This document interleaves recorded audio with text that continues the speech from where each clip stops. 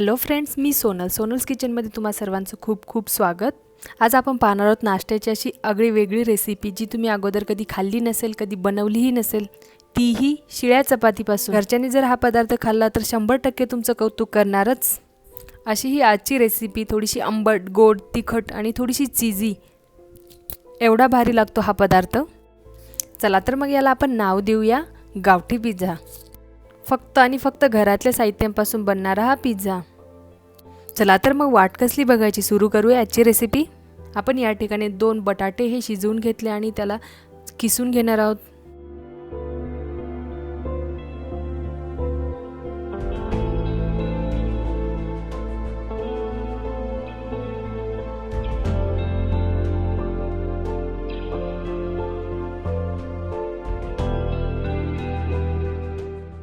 आपले 2 बटाटे हे किसून झालेले आहेत आणि आता आपण यामध्ये बारीक चिरलेल्या 2 हिरव्या मिरच्या टाकणार आहोत. 1 चमचा गरम मसाला, 1 चमचा चाट मसाला, 1.5 चमचा धना पावडर, पाव चमचा मीठ आणि थोडीशी बारीक कापलेली कोथिंबीर टाकायची. आणि त्यानंतर हे सर्व मिश्रण आपल्याला चांगलं असं मिक्स करून घ्यायचं आहे.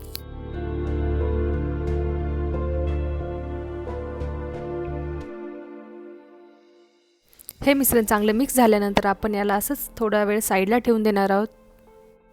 आता आपण या ठिकाणी एका बाउलमध्ये 2 चमचे हे बेसन पीठ घेतले. त्यामध्ये 1 छोटा चमचा ओवा टाकायचा आहे, अर्धा चमचा हळद पावडर आणि अर्धा चमचा लाल तिखट टाकायचं आहे. चवीनुसार थोडंसं मीठ टाकायचं आणि ताजी बारीक कापलेली कोथिंबीर टाकायची. आणि त्यानंतर आपल्याला हे सर्व मिश्रण एकत्र मिक्स करून घ्यायचं आणि थोडं पाणी टाकून आपल्याला याचं थोडंसं पातळ असं बॅटर बनवून घ्यायचं आहे.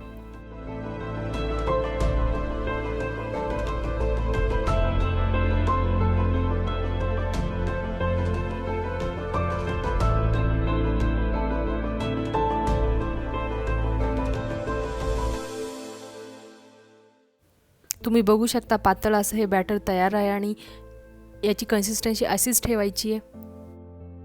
पिझ्झा बनवण्यासाठी आपण या ठिकाणी एक शिळी चपाती घेतली आहे.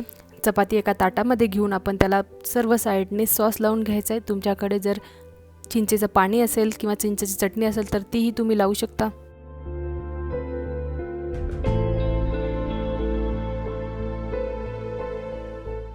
पूर्ण चपातीला सॉस लावून तयार आहे आणि आता आपण यावरती चीज हे किसून टाकणार आहेत. चीज हे पूर्णतः ऑप्शनल आहे, तुमच्याकडे नसेल तर नाही टाकलं तरी चालेल.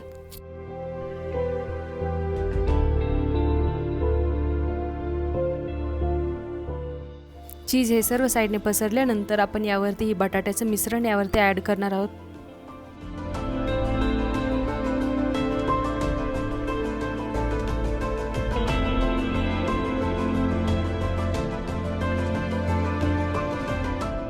आपलं हे बटाट्याचं मिश्रण चपातीला लावून तयार आहे. तुम्ही बघू शकता सर्व साईडने आपल्याला हे पसरून लावायचं आणि त्यानंतर एक धारदार सुरी घेऊन आपल्याला हे कट करायचं. याचे 8 भाग करायचे.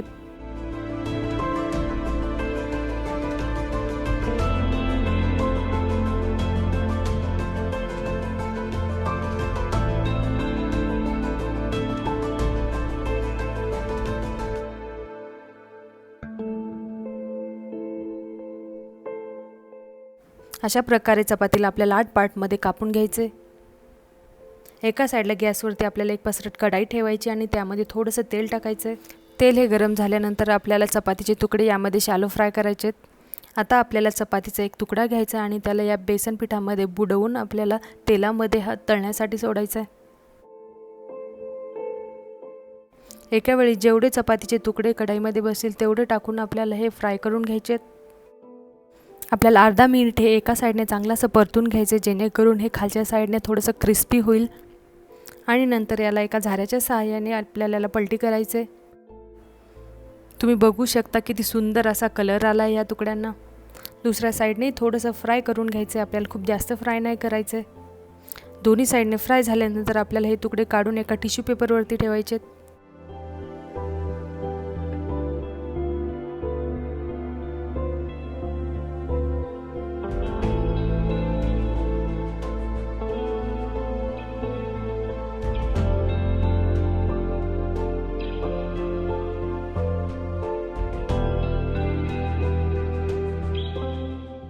हीच प्रोसेस आपल्याला परत रिपीट करायची आहे. एक तुकडा घ्यायचा आहे, त्याला बेसन पिठामध्ये डुबवायचं आहे आणि त्यानंतर तेलामध्ये हे फ्राय होण्यासाठी सोडायचं आहे. असं करत करत आपल्याला सर्व तुकडे हे फ्राय करून घ्यायचे.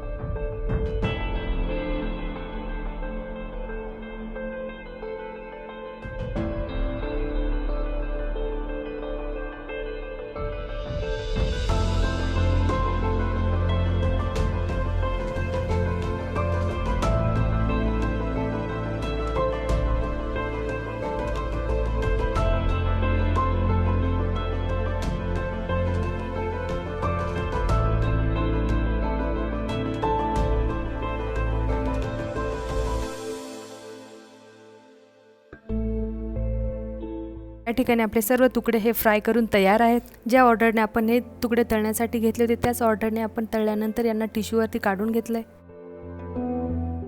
तुम्हाला मी एक तुकडा हा तोडून दाखवते. तुम्ही बघू शकता खालच्या साईडने एकदम क्रिस्पी, वरनं असा मऊ मऊ एकदम भारी लागतो.